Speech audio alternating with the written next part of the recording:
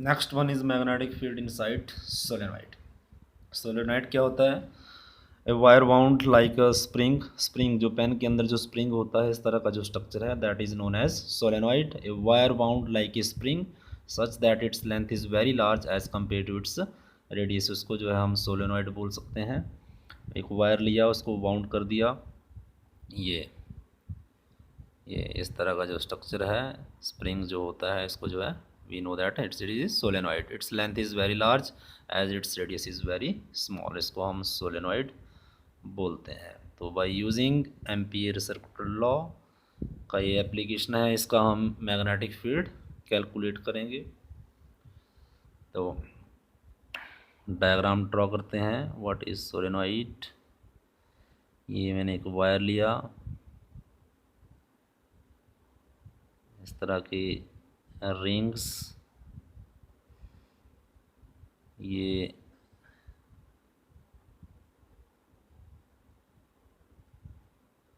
Ring,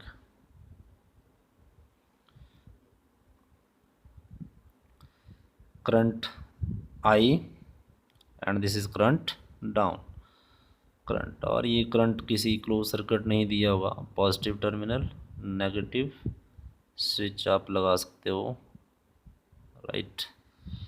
अब ये जो इसका लेंथ मैं एल मान लेता हूँ, its length is L, its length is L. और इसमें जो है number of turn small N is number of turn. Side में लिखता हूँ, इसका स्ट्रक्चर थोड़ा बड़ा बनेगा।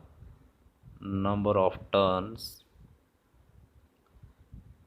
Small N is number of turns in the solenoid. तो करंट इसमें ओवरऑल क्लॉकवाइज करंट ओवरऑल। इसके दो एंड हैं, लेफ़्ट वाला और ये राइट वाला। लेफ़्ट वाले को मैं अपर एंड मान लेता हूँ और इसको मैं लोअर एंड मान लेता हूँ।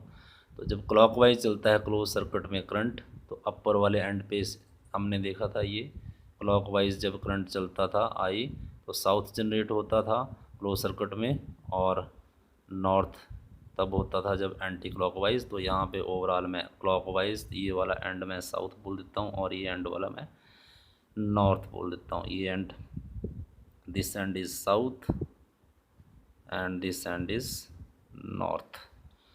दूसरा तरीका ये है, इसका डायरेक्शन जानने के लिए, जैसे ये मेरे पास वायर बाउंड है, एम्पियर राइट हैंड रूल, अगर आपको एग्जैक्टली रूल, ये इस पे वायर बाउंड कर दिया मैंने। अब ये वायर है, ये इधर से ऐसे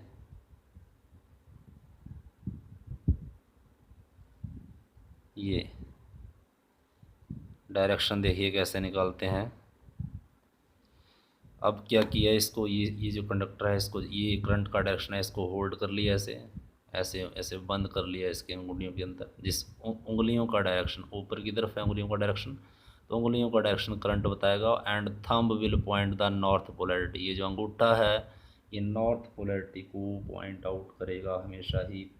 उंगलियां जो है करंट को बताएगी और thumb always points the north polarity. तो इधर को बनेगा नॉर्थ पोल और इधर को बनेगा साउथ पोल, राइट। अगर नीचे वाली साइड से हैं, अगर ये करंट जो है डाउन चल रहा है, करंट ये डाउन,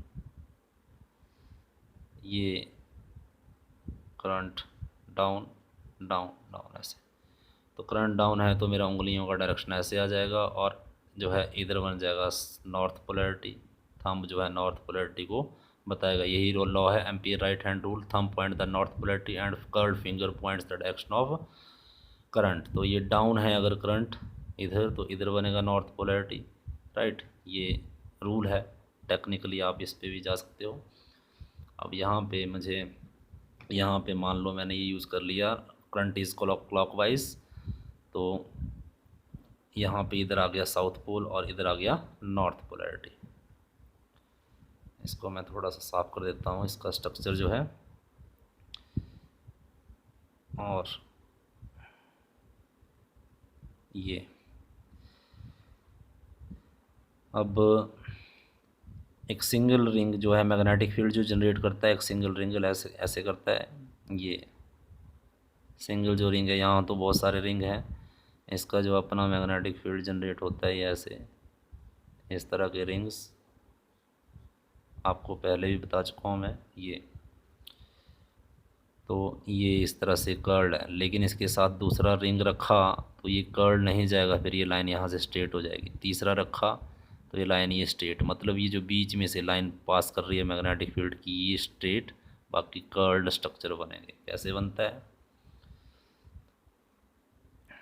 ये, यहाँ पे साउथ, ऊपर वाला साउथ, तो इसको हम क्रॉस से भी रिप्रेजेंट कर सकते हो। क्रॉस, ऊपर वाला portion cross cross cross cross cross, ये वाला, और नीचे वाला dot dot dot dot dot dot dot, ये लोअर एंड मान लिया मैंने। और अपर क्रॉस जहाँ से magnetic lines of forces enter कर रही है, एंड डॉट जहाँ से magnetic lines of forces outward आ रही है। अब इसका ये line passing from the centre, centre से पास कर रही है, और ये मैग्नेटिक लाइन ऑफ फोर्सेस है जो इसने जनरेट करी है, इधर नॉर्थ पोल और इधर साउथ पोल। बाकी जो स्ट्रक्चर बनेगा वो ही मैं ये बना लेता हूँ, इस तरह के रिंग्स, ये रिंग्स फॉर्मेशन हुआ। नीचे वाली साइड भी रिंग फॉर्मेशन, ये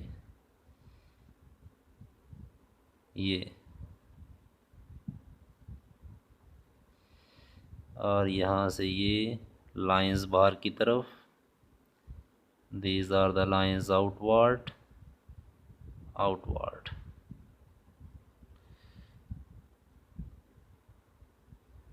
and these are the magnetic lines of forces inward।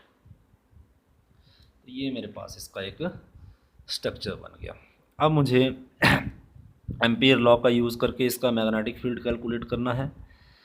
तो ये नॉर्थ पोलैरिटी, अब जो है मैं इसका हाफ पोर्शन का जनरेटेड हुआ मैग्नेटिक फील्ड ऊपर वाला, इसको बाउंड कर लेता हूँ। पूरा करूँगा टोटल तो कैंसिल ही हो जाएगा रिजल्टेंट मैग्नेटिक फील्ड। ऊपर एक साइड से लाइन क्रॉस एंटर कर रही है और एक साइड से निकल रही है, तो रिजल्टेंट मैग्नेटिक फील्ड जीरो आएगा। तो हम कैसे इसको मैग्नेटिक फील्ड को कैलकुलेट करेंगे, तो मैं इसका आधा वाला पोर्शन लिया मैंने, ऊपर बड़ा इस सोलेनोइड का हाफ पोर्शन कट किया मैंने, और हाफ पोर्शन जो मैंने कट किया तो मैंने एक ये इस तरह का एक सिमेट्री है, ये इस सिमेट्री में मैंने इसको बंद कर दिया इन लाइंस को इन इस बॉक्स के अंदर, और इसको नेम दे दिया A B C D। इलेक्ट्रोस्टैट में जैसे गॉस लॉ में हम Gaussian surface electric lines of forces को कवर करता था, तो इसका नाम है एम्पीरियन सरफेस। एम्पीरियन सरफेस जो मैग्नेटिक लाइन ऑफ फोर्सेस को एनक्लोज कर रहा है, इसका मुझे टोटल निकालना है, टोटल स्ट्रेंथ। तो मैं यूज़ करूँगा Ampere circular law, Ampere circular law, इसको यूज़ करेंगे। इसका स्टेटमेंट है line integration of B dot D L, मतलब कहने का ये जो इस पोर्शन के इस डब्बे के अंदर जो जितनी मैग्नेटिक फील्ड है उन सब की लाइन, इन सब की जो मैग्नेटिक फील्ड है उसका स्ट्रेंथ, और डी एल मतलब ये जो मैग्नेटिक लाइंस ऑफ फोर्सेस हैं इसकी लेंथ के सेगमेंट हैं, इन सब का टोटल जो है वो कितना होगा, वो होगा mu naught times total current,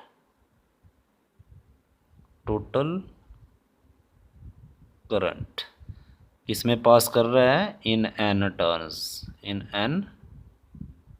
turns में पास कर रहा है, एन टर्न्स में पास कर रहा है। Equation number 1, right. अब ये जो बी डॉट डी एल है ये मुझे कैलकुलेट करना है, तो integration of V dot D L, B dot D L, A B C D A portion का, A B C D A portion का बी डॉट डी एल। तो A से लेके इसको मैं थ्रू क्लोज सरफेस, ये क्लोज सरफेस ए से लेके बी तक, ए से लेके बी तक B dot D L plus B से लेके सी तक B to C B dot D L plus C to D, C to D B dot D L plus D to A, D to A B dot D L. ये बना। अब देखिए यहाँ पे इस वाले जो पोर्शन, जो सेंटर वाला जो पोर्शन है, इसको मैं जानबूझ के थोड़ा सा, आप यहाँ पे ये डायरेक्शन है मैग्नेटिक लाइंस ऑफ फोर्सेस का बी, ये, और ये जो सेगमेंट है इसको मैंने बोल दिया डी एल, और बी और डी एल के बीच में यहाँ पे एंगल जो है 0 डिग्री, आपस में पैरेलल है।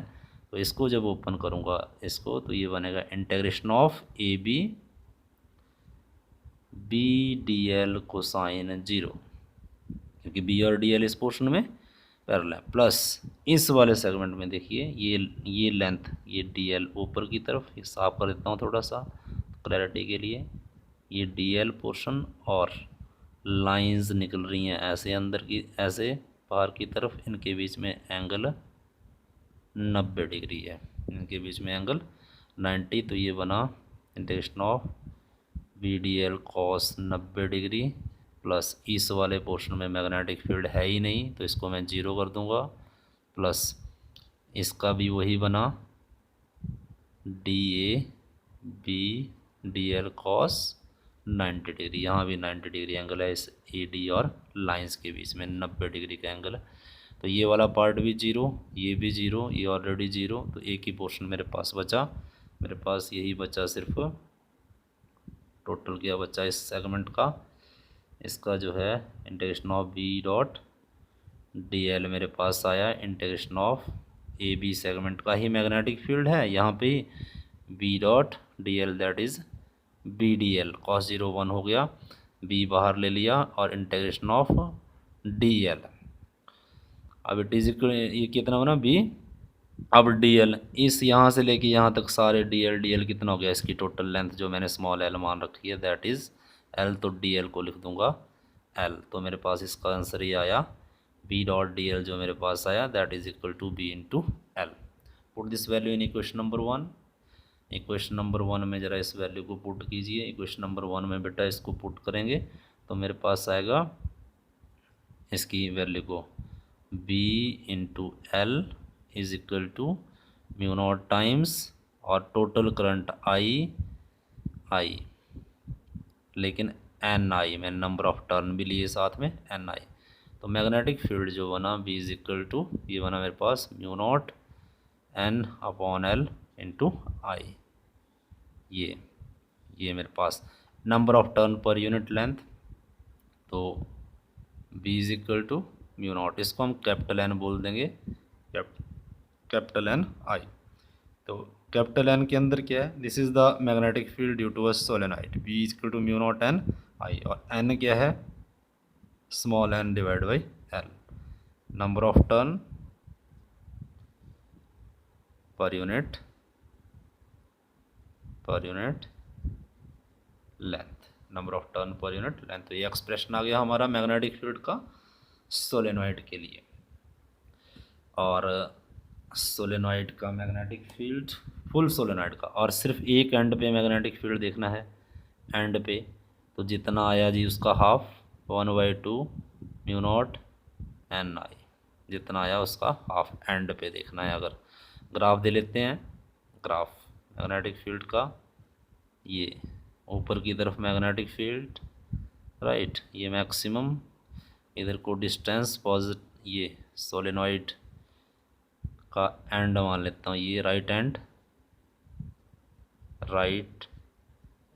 और ये लेफ्ट एंड, राइट एंड। तो दोनों एंड के बीच में मैग्नेटिक फील्ड का स्ट्रेंथ फुल है, ये है, तो दोनों एंड के बीच में ये फुल है, फुल है, ये फुल स्ट्रेंथ है। यहाँ पे होगा हाफ, ये हाफ।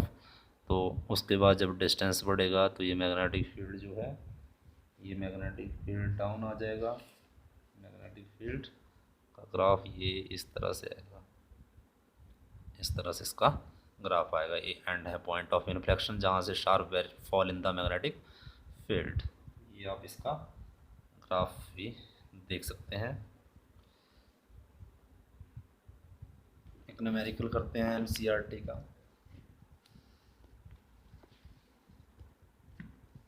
मेरे पास न्यूमेरिकल दिया है यहाँ पे, ये न्यूमेरिकल है।